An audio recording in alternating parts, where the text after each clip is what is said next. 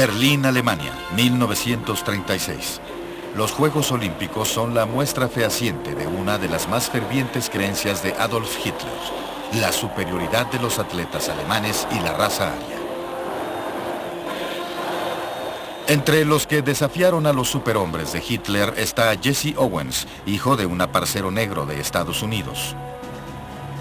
Owens gana medallas de oro de salto de longitud y de la carrera de los 200 metros, y comparte la medalla de oro de los 400 metros de relevos.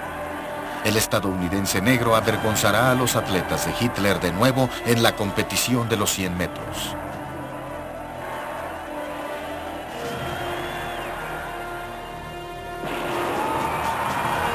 A Hitler no le queda más que ver al hombre más rápido del mundo, Jesse Owens, ganar una increíble cuarta medalla de oro. Hitler se siente humillado, abandona el estadio. Un estadounidense negro le ha demostrado públicamente que su pregonada raza aria es vulnerable. Por desgracia, Hitler no se detiene ante los triunfos de hombres como Jesse Owens. En los años 30 continúa despertando pasiones, provocando temores, al igual que odios. Al final, millones morirán. No está solo. Hay otros tiranos que están dispuestos a explotar la depresión económica mundial. Hasta en Estados Unidos, la euforia de los años 20 lentamente da paso a la triste realidad de una inminente guerra. Pero aún hay esperanza. El siglo es joven, nuevos héroes siguen surgiendo. La tecnología y ciencia ofrecen un mundo futuro que desafía la imaginación. A pesar de todo, sigue siendo un siglo que celebrar.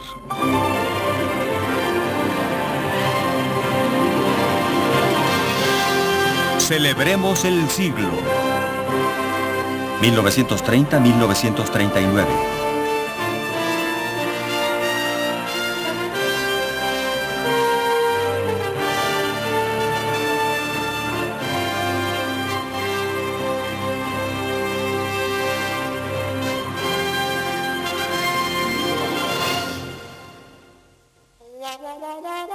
Hermano, ¿me obsequias 10 centavos?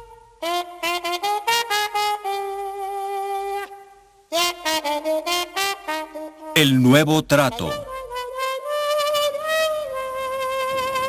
Al inicio de los años 30 crece la depresión económica en el mundo.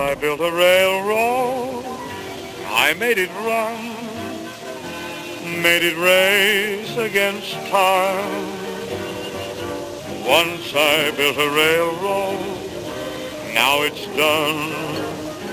Brother, can you spare a dime? La impotencia de una sociedad libre de encontrar una solución para el desempleo masivo les proporciona nuevas armas a los enemigos de la democracia. Once I built a tower, now it's done. Brother, can you spare a dime? En todo el mundo, los desesperados pueblos buscan alternativas. Doctrinas de todo tipo, comunismo, fascismo, prometen la liberación de la agonía del deseo. Pero en Estados Unidos, el presidente Herbert Hoover continúa insistiendo que la recuperación surgirá sin la intervención gubernamental. Al continuar el desliz económico, el recién electo gobernador de Nueva York, Franklin Roosevelt, dice a legisladores estatales que definitivamente es obligación del gobierno hacer algo. En 1932, Roosevelt, nacido rico y con privilegios, parece ser el candidato menos indicado del momento. Sin embargo, cuando gana la nominación de su partido para presidente, demuestra que tiene facilidad para entender las necesidades de la gente. Me comprometo a hacer un nuevo trato con el pueblo estadounidense. A pesar de su origen aristócrata, la férrea personalidad de Roosevelt frente a una devastadora enfermedad le gana la confianza de lo que él llama los hombres olvidados. Fueron esos mismos orígenes patricios los que alimentaron las ambiciones de Roosevelt. De joven, Franklin decide que seguirá los pasos de su pariente lejano, Theodore Roosevelt.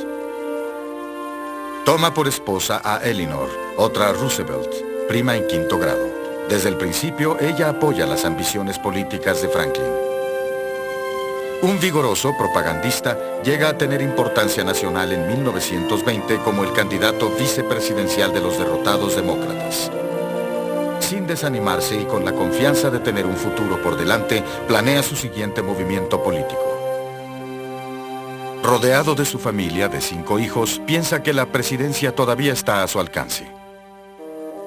De repente, sin embargo, en la plenitud de su vida, a los 39 años, Roosevelt es atacado por la polio. No pierde la vida, pero queda incapacitado de ambas piernas. Una prometedora vida estaba aparentemente teniendo un triste fin. Pero el coraje de Roosevelt no iba a permitir que FDR renunciara. Con la ayuda de su esposa, toma la determinación de vencer su discapacidad y regresar a la vida activa. Durante 7 años se dedica a fortalecer la parte superior de su cuerpo, esperando contra toda probabilidad poder volver a caminar. Abre una clínica en Warm Springs, Georgia, para él y para otras víctimas de polio. Luego, en 1928, se convierte en gobernador de Nueva York. Se había probado a sí mismo que su discapacidad no interferiría con su carrera. Y excepto por esta única imagen, el público no lo vería en silla de ruedas. Quería hasta ocultar el hecho de que no podía caminar sin apoyo. Aún así, la imagen de un presidente vulnerable apoyándose en uno de sus hijos se convierte en un símbolo nacional de coraje. Ahora, en marzo de 1923, cuando hace su discurso inaugural, sus palabras revelan a la gente que comparte con ellos una experiencia de desesperación. Tengo el firme convencimiento de que a lo único que debemos temerle es al miedo mismo. El nuevo trato que Roosevelt había prometido es presentado de inmediato ante el Congreso. En un lapso de 100 días, una ráfaga de propuestas se convierten en leyes que regulan bancos, garantizan un salario mínimo y abren el camino en 1938 para la seguridad social. Nunca antes ha tomado el gobierno federal un papel tan activo en los asuntos del país. Los bancos con finanzas sanas cierran brevemente como preludio de programas masivos de trabajo. Los desempleados son reclutados para construir puentes, carreteras y escuelas. Las pláticas radiofónicas de Roosevelt informan y alientan a la gente. Puedo asegurarles que es más seguro tener su dinero en un banco reabierto que tenerlo bajo el colchón. Aunque son tiempos sombríos, las sonrisas son auténticas. La habilidad y optimismo de los dos Roosevelt renuevan la confianza en el futuro. Eleanor viaja a través del país como los ojos y oídos de su esposo, informándole de las condiciones y del ánimo de la gente. Por primera vez en la historia, la esposa de un presidente se hace casi tan popular como el presidente mismo.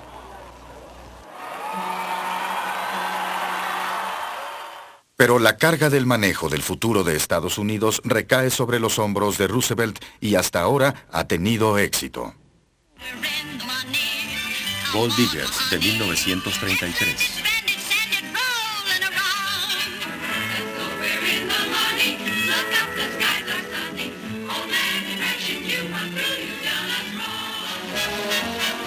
Aunque este musical de Hollywood exageraba la recuperación económica, cambios dramáticos como el rechazo a la prohibición reviven la fe en un gobierno con determinación. Hombres y mujeres trabajadoras envalentonados por garantías federales del derecho a organizarse, ahora se enfrentan a la resistencia liberal de la industria automovilística. Se trazan líneas de batalla. Ciudades estadounidenses se involucran en el conflicto. Los trabajadores pobres, desde los agricultores de Oklahoma hasta los mineros de Pensilvania y los obreros de Michigan, luchan por superar la violencia. Esperan redefinir un país que permita la resolución de problemas a través de la negociación. Con las huelgas de los años 30, la mano de obra se gana un lugar en la mesa. En las historietas cómicas, Superman hace su debut en los años 30. La cruzada del hombre de acero contra la maldad y la injusticia reflejan lo que los estadounidenses creen debe defender su país. Es también durante la Depresión que se termina la estructura más alta del mundo en Nueva York, el Empire State Building.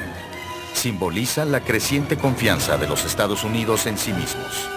Y cuando el King Kong de la película escala el rascacielos, los estadounidenses olvidan al menos por un momento sus problemas.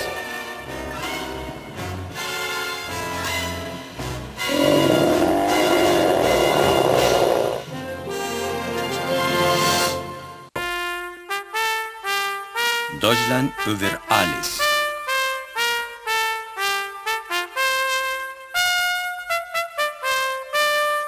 La democracia en peligro. En 1933, el mismo año en que Roosevelt empieza su presidencia en Estados Unidos, Adolf Hitler se convierte en canciller de Alemania. En un año se convierte en el Führer y se le otorgan poderes dictatoriales. El espectáculo de hombres marchando en uniforme enciende las esperanzas del pueblo de una nueva y poderosa Alemania. Los fieros discursos del Führer alimentan ese sueño. Cuando saquemos al pueblo alemán del abismo, a través de nuestro trabajo, nuestra determinación, nuestra tenacidad y nuestra perseverancia, nos volveremos a levantar como nuestros padres lo hicieron, construyendo Alemania, no con ayuda externa, sino con nuestros esfuerzos.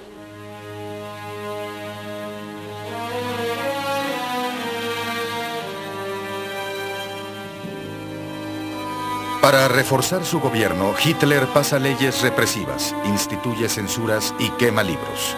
Los alemanes, insiste, son la raza dominante. Las leyes arias conducen a la sistemática destrucción de los judíos, quienes son, según dice, la causa de los problemas alemanes. Primero, les retira los derechos civiles a los judíos. Les confisca sus propiedades. Luego, para los que continúan en el país, algo peor. El mundo libre recibe la primera muestra de la magnitud y naturaleza del partido nazi en la película de propaganda hecha por Leni Riefenstahl de la reunión de Nuremberg en 1934. Gráficamente establece que Hitler ha capturado las mentes y corazones de sus súbditos. Aún le falta hablar directamente de la expansión de las fronteras alemanas, pero cada discurso revela sus ambiciones.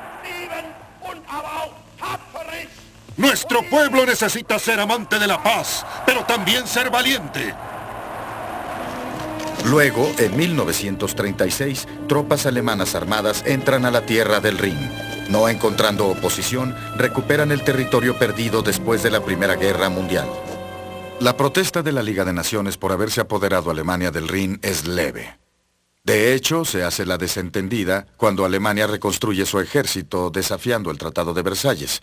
Las naciones de la Liga están demasiado agobiadas con otros problemas, así que fingen ignorar la postura del nuevo líder alemán. Al parecer, Hitler no les preocupa tanto como el líder fascista del sur, Benito Mussolini, cuyos ejércitos y fuerzas aéreas ya han invadido otro país. Il Duce, el líder, ha gobernado Italia con mano de hierro desde 1922.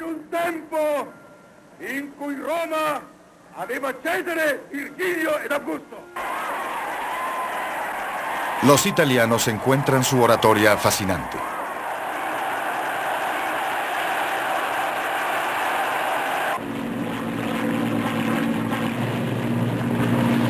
En 1935, voluntariamente lo siguen cuando ordena la invasión de Etiopía, una monarquía empobrecida del este de África.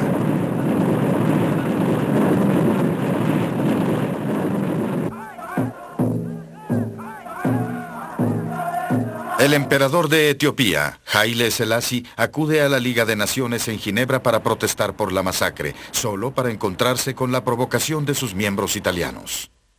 Señor presidente.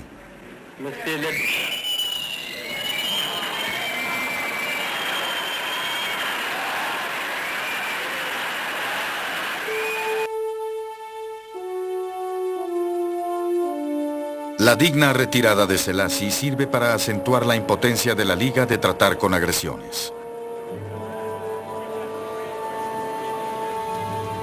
Mussolini y Hitler, los campeones gemelos del fascismo, forman una alianza contra la sociedad libre. Los dos dictadores dudan el uno del otro, pero su lazo de unión es lo que Il Duce llama el eje Roma-Berlín.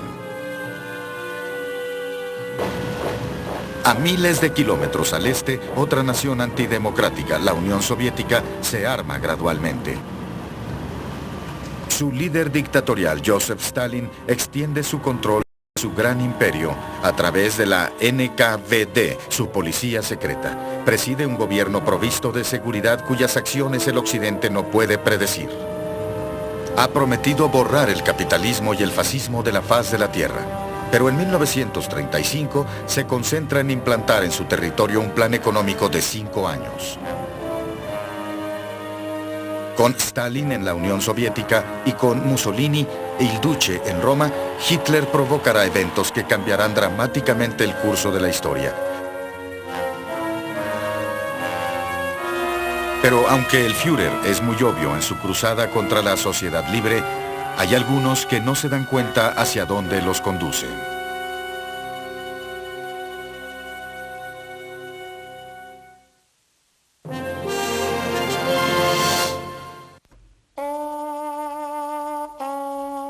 Mood Índigo.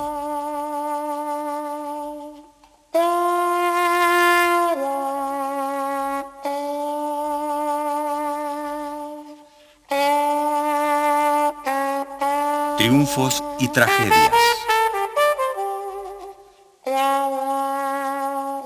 Después de haber completado el primer viaje solo a través del Atlántico en 1927, Charles Lindbergh parece estar viviendo la vida perfecta. Él y su esposa, sin embargo, viven una tragedia en 1932. Su hijo de 2 años, Charles, es secuestrado de su casa de Nueva Jersey. Cuando la radio esparce la noticia, las legiones de admiradores de Lindbergh del mundo sienten que la afrenta también es para ellos.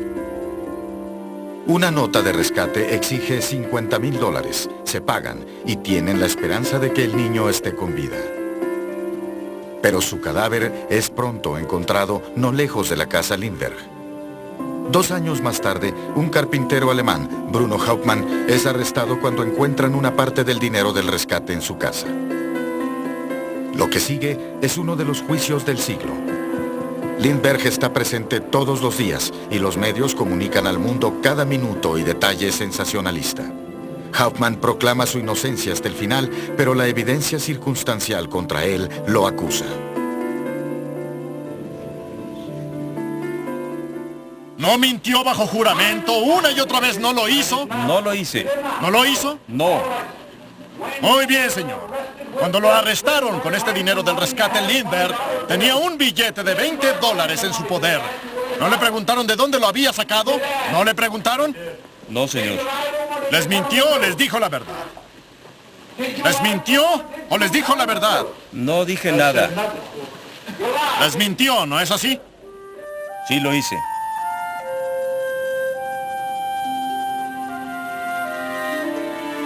La condena y ejecución de Hauptmann dio tranquilidad a un público inquieto, pero el trauma de la tragedia y la locura posterior de los medios de comunicación obligó a Lindbergh a salir del país. Durante los siguientes 2 años buscaron soledad en la campiña inglesa.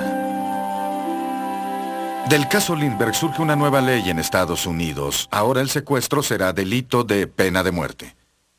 Lindbergh, mientras tanto, visita Alemania, donde lo condecoran militares nazis. De regreso a Estados Unidos, se convierte en el vocero de más influencia del primer comité pro aislamiento político. Solicita que Estados Unidos no entre a la guerra que se vislumbra en Europa. Pero antes de eso, su hazaña como el águila solitaria inspira a otros a volar hacia la fama. Una de estas figuras audaces y románticas es Amelia Earhart. Emulando a su héroe, Charles Lindbergh fue la primera mujer en volar el Atlántico sola. En 1932, Nueva York le rindió honores por esa hazaña. Pero la modesta y aparentemente tímida Earhart tiene planes más grandes. En 1937 anuncia que tratará de convertirse en la primera persona en volar alrededor del mundo por la ruta más larga, el Ecuador. Su esposo y promotor, George Putnam, que hizo la publicidad para Lindbergh, le ayuda a planear la predestinada expedición. ¿Qué tal si te acompaño? Pues me encantaría estar contigo, pero 90 litros de combustible en un vuelo tal vez me serían de mayor utilidad. O sea que prefieres 90 litros de combustible que 90 kilos de un esposo. Creo que diste en el blanco. Sí lleva consigo a un navegante, Fred Noonan. Ella y Noonan volarán 34.000 kilómetros en un avión Lockheed de 2 motores. Le hacen concesiones aún en relación al equipo de radio para disminuir el peso del avión. Hay gran interés internacional en su aventura cuando despega de California en mayo de 1937. El interés del público aumenta al completar con éxito cada etapa del viaje. Todo marcha bien hasta su siguiente último salto, de Nueva Guinea a la isla Howland. Earhart se dirige a la pequeña isla en el Pacífico, 3.750 kilómetros al oeste. Millones de admiradores de todo el mundo, muchos de los cuales la ven como campeona de los derechos de la mujer, esperan con ansia su regreso a California.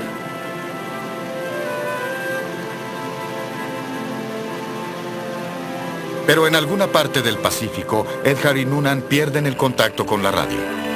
Todo indica que Earhart y su navegante no pueden localizar la isla Howland.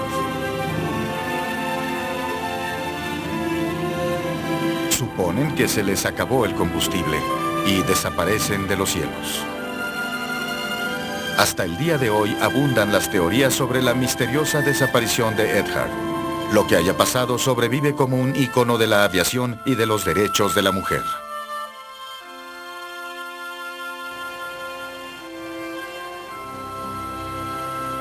En 1937, el mismo año del vuelo final de Earhart, el Hindenburg, el Zeppelin más grande construido y el orgullo de la flota aérea de Hitler, cruza lujosamente a pasajeros por el Atlántico.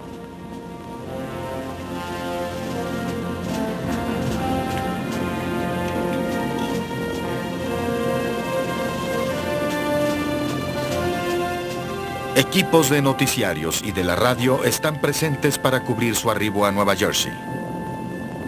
Los rápidos motores de la nave lo sostienen lo suficiente para evitar que... ¡Un momento! ¡Estalla! ¡Está estallando en llamas! ¡A un lado, por favor! ¡Charlie! ¡Charlie, toma esto! ¡Se incendia! ¡Aumenta! ¡El fuego se propaga!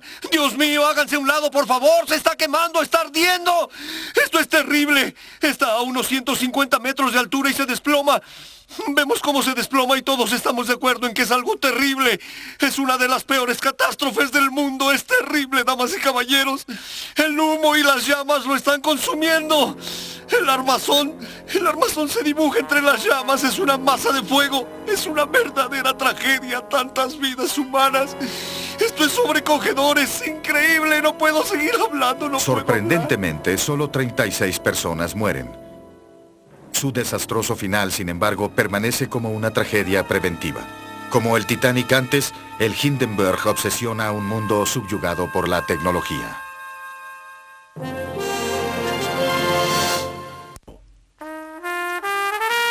Alguien que cuide de mí.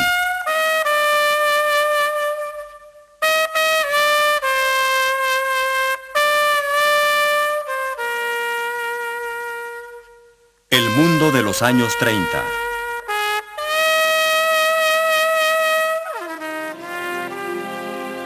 En 1930, Mahatma Gandhi, que había regresado de la India a desafiar al gobierno británico, toma una decisión importante.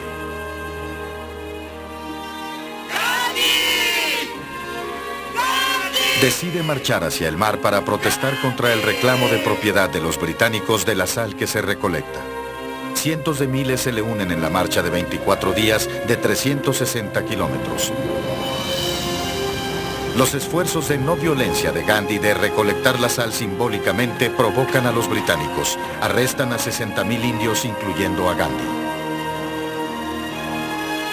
Gandhi es encarcelado durante 8 meses, pero nada de lo que hacen los británicos puede cambiar la filosofía de resistencia pasiva del líder indio. Sus seguidores se enfrentan a la violencia con valor y paciencia. El largo y peligroso ayuno de Gandhi llama la atención del mundo, avergonzando a los británicos. El escenario político en Asia en los 30 es volátil. En contraste con Gandhi y su uso de la no violencia para efectuar cambios en la India, surge el violento manipuleo por el poder en China. Ahí, Chiang Kai-shek, que sucedió a Sun Yat-sen como líder de los nacionalistas, consolida el poder por medios militares, sometiendo a un sinnúmero de jefes provinciales. A principios de los años 30, Chiang debe pelear por el alma de China contra el líder comunista Mao Zedong, un visionario político y un brillante militar de tácticas. En 1934, Chiang cree tener derrotado a Mao, pero Mao es más listo que el ejército de Chiang. Él y sus tropas escapan y empiezan una histórica larga marcha. Partiendo hacia el norte de China, Mao planea reagruparse. Él y sus hombres marchan 9.000 kilómetros bajo un clima severo. La agotadora marcha durará todo un año, durante el cual casi la mitad de los 80.000 marchistas mueren de enfermedades o de cansancio. Pero en su camino hacia su destino distante, Mao convierte aldeanos a su causa. Mao sentía que la clave de la revolución en Asia estaba en los campesinos de la campiña, no en el proletariado de la ciudad. La idea de Mao era simple: volver la cólera oculta de los campesinos contra la nobleza local, los ricos y todo el que no lo apoyaba. Su revolución campesina promete convertirse en una gran amenaza para el régimen de Chiang Kai-shek.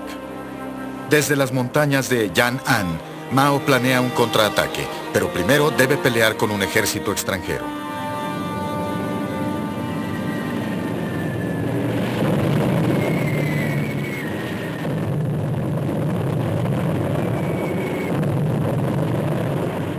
En 1937, los japoneses lanzan un ataque en toda forma sobre China. En el saqueo de Nanking, los japoneses violan, torturan y matan a cientos de miles de chinos. El bombardeo más atroz en la historia hasta entonces es seguido por un ataque terrestre masivo. Aunque Chiang ha cedido Manchuria a Japón, a él y Mao les parece impensable una rendición de China. Juntos forman una frágil alianza para resistir a los invasores.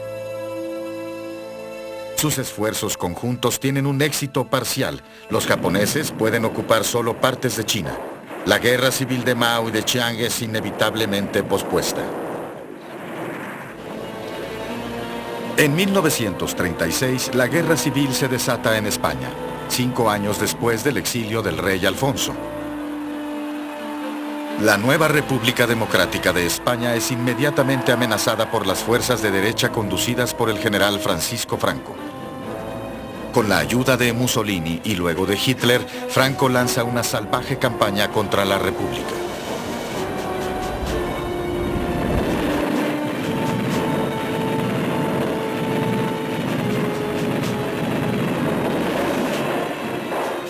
El ejército de la República también recurre a potencias extranjeras. Se ve forzado a recurrir a la Unión Soviética por ayuda cuando Inglaterra, Francia y Estados Unidos se rehúsan a venderles armas a ellos o a Franco. España se convierte en un terreno de prueba para nuevas armas. Hitler le proporciona a Franco un arma de su milicia que él mismo no ha visto en combate nunca: la Luftwaffe. En 1937, el bombardeo alemán, con el consentimiento de Franco a la republicana ciudad de Guernica, envía ondas de choque a toda Europa. Una pintura de Pablo Picasso describiendo la muerte de civiles en Guernica se presenta en París al poco tiempo. Se convierte en un grito de paz. En medio de batallas entre hermanos, hombres y mujeres de 50 países llegan a España a pelear contra las fuerzas fascistas. Pero aún con la ayuda de esta brigada internacional, los republicanos caen ante el ejército de Franco.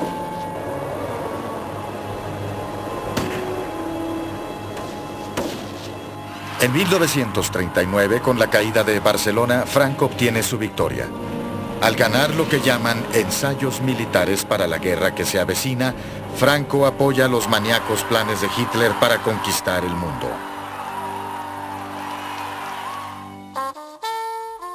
Nuestro amor llegó para quedarse.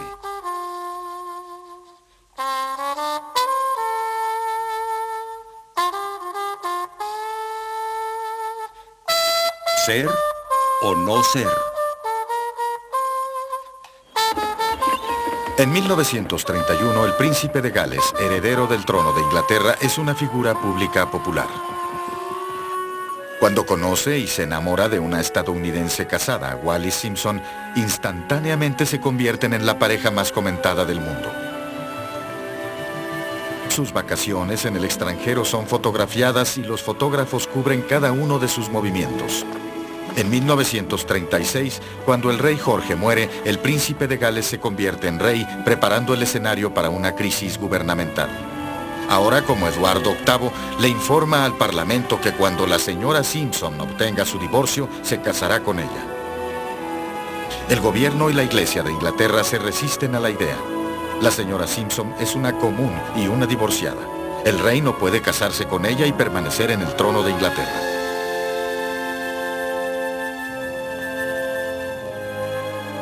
El público inglés, consciente de la crisis, simpatiza con el nuevo rey. Finalmente, Eduardo se dirige a una sorprendida nación. Hace algunas horas renuncié a mis deberes como rey y emperador. Me parece imposible cumplir con la pesada carga de la responsabilidad y cumplir con mis deberes como rey, como quisiera hacerlo, sin la ayuda y el apoyo de la mujer que amo.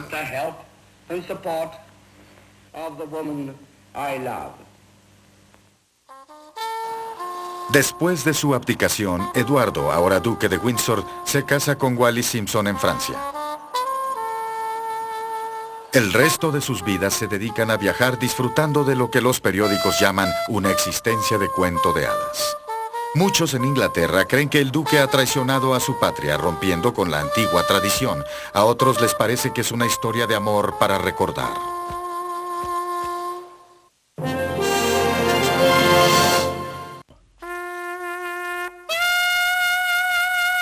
En alguna parte del arco iris.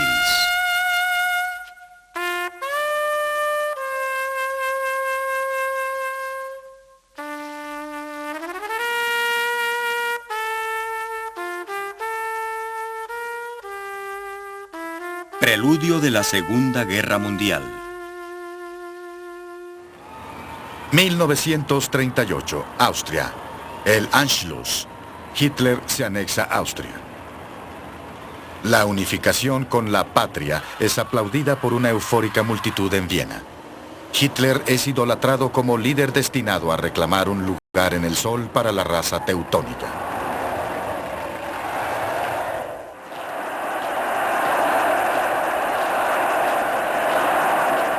Sus alardes del poder militar alemán llevan más contenido peligroso que nunca antes.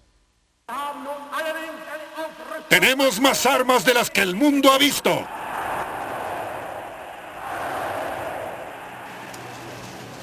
Neville Chamberlain, el primer ministro inglés, ha tratado varias veces de hacer que Hitler formalmente renuncie a cualquier plan de agresión que tenga. Cuando yo era niño,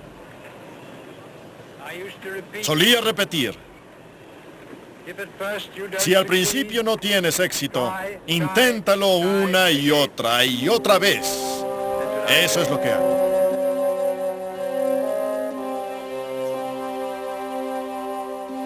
El rumor de un inminente ataque a Checoslovaquia una vez más impulsa a Chamberlain a convocar a Hitler a la paz.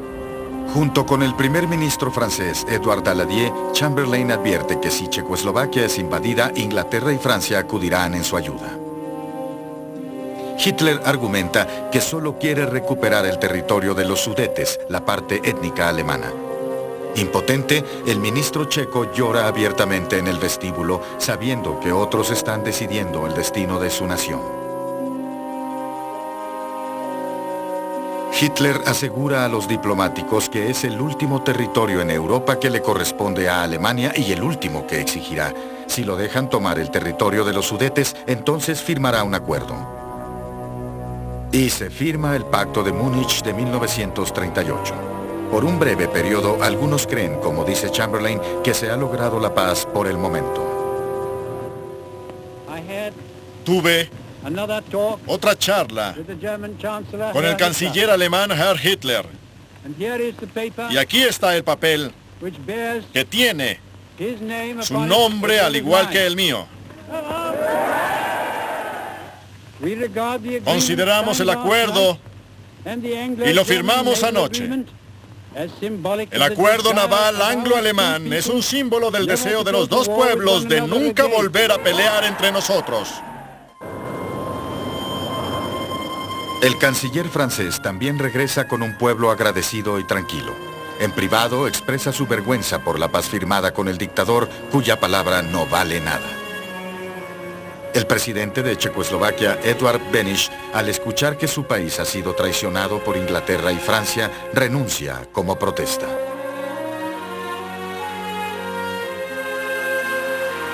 En un mes, Hitler entra al territorio de los Sudetes de habla alemana.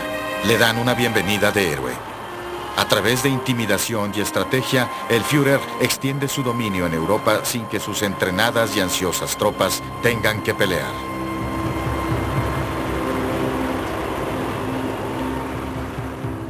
A 6 semanas de Múnich, en noviembre 9 de 1938, Hitler intensifica su guerra contra los judíos ordenando una noche de destrucción y terror, conocida como Kristallnacht. Queman 300 sinagogas, 7.000 negocios de judíos son destruidos.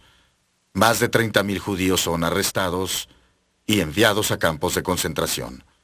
Cruzando el Atlántico, los estadounidenses se distraen por un momento de las noticias de la tiranía de Hitler bailando la nueva música swing de Benny Goodman, jugando al nuevo Monopolio o escuchando a Kate Smith, la dama de la radio, cantar de Irving Berlin, Dios bendiga América. Los estadounidenses se sienten bendecidos. Su campeón de boxeo Joe Louis noquea al alemán Max Schmeling y Bobby Jones de Georgia ha alcanzado el triunfo en el golf. Babe Zaharias es la nueva sensación deportiva. Ted Williams hace su debut con los Medias Rojas. Joe DiMaggio continúa con los Yankees. Y en 1939, el compañero de DiMaggio, Lou Gehrig, uno de los héroes más queridos de este deporte, se retira de los Yankees. Yo me considero el hombre más afortunado en la faz de la tierra. Gehrig padece una enfermedad incurable que más tarde llevará su nombre. Morirá 2 años después. Ese mismo año, Marian Anderson da un concierto en el Lincoln Memorial de Washington, D.C. Eleanor Roosevelt, la esposa del presidente, ha organizado el concierto después de que a la cantante se le niega el derecho a cantar en el Salón de la Constitución. 75.000 personas acuden a escuchar a la señorita Anderson.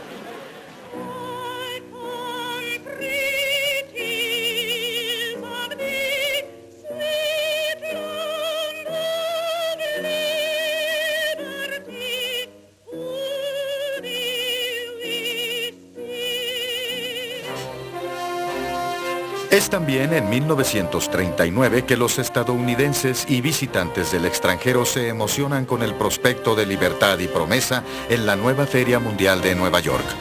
Un mundo del mañana se presenta, uno con robots electrónicos, televisión y luces neón. El futuro parece que es ilimitado.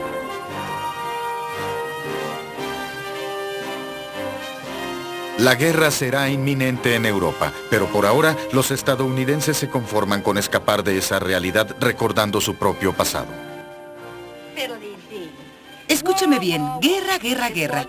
Las charlas de la guerra están arruinando todas las fiestas de primavera. Me aburro tanto que quisiera gritar. Algún día quiero que me digas lo que le dijiste a Ashley Wilkes. Te amo. Eso es algo que jamás escucharás de mí mientras vivas, Capitán Butler. Con Vivian Leigh como Scarlett O'Hara, la novela de Margaret Mitchell, Lo que el viento se llevó, llega a las pantallas en 1939, hipnotizando a la nación. Brad, si te vas a dónde iré yo, ¿qué voy a hacer? Francamente, querida, no me importa.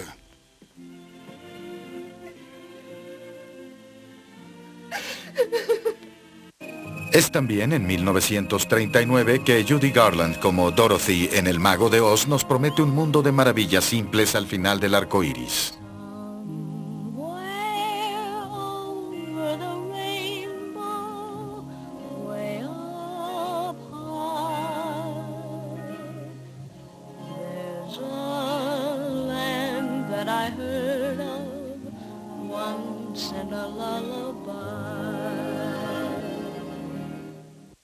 El joven actor Orson Welles asusta al mundo en 1938 con una radiotransmisión de Halloween.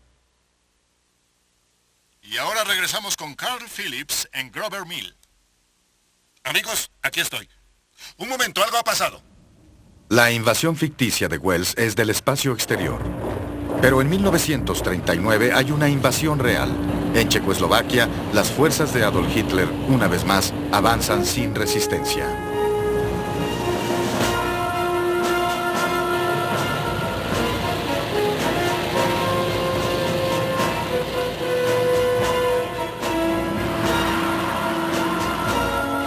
Luego, Hitler sorprende al mundo cuando firma un pacto de no agresión con un enemigo jurado, Joseph Stalin.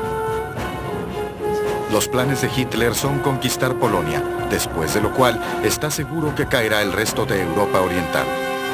Stalin, que ambiciona las fronteras orientales de Polonia, se convierte en un dispuesto, aunque extraño socio. El 1 de septiembre de 1939, la Unión Soviética se une a Alemania en un ataque militarizado a Polonia.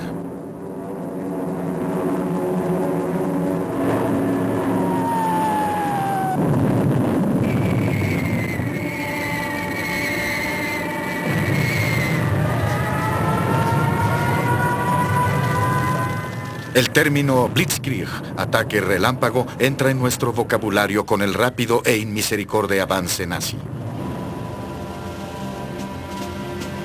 La terrible alianza de los alemanes y los rusos aplasta a Polonia.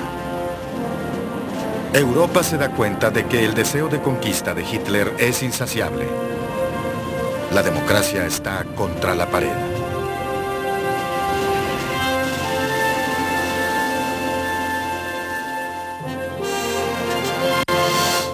Regresamos a Celebremos el Siglo. Después de la devastadora invasión de Hitler a Polonia en 1939, Inglaterra y Francia declaran la guerra a Alemania. Empieza la Segunda Guerra Mundial. Estados Unidos, como al principio de la Primera Guerra, permanece neutral. Hitler continúa su terrorismo contra los judíos en Polonia. Cuando un oficial le advierte de la opinión pública, le dice que no se preocupe. ¿Quién, después de todo, dice, habla hoy sobre la aniquilación de millones de civiles armenios durante la Primera Guerra? En Inglaterra, los británicos evacúan a los niños de Londres, anticipando ataques alemanes. 650.000 jóvenes son enviados a la campiña. Algunos viven con parientes, otros con extraños.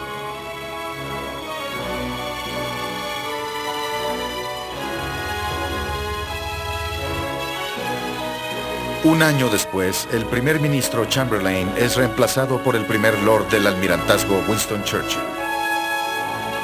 Inglaterra ahora tiene un líder. Mientras Adolf Hitler se prepara para asegurarse de que su tercer Reich dure 1000 años, Winston Churchill, el bulldog británico, reúne a su gente. Esta será su mejor hora.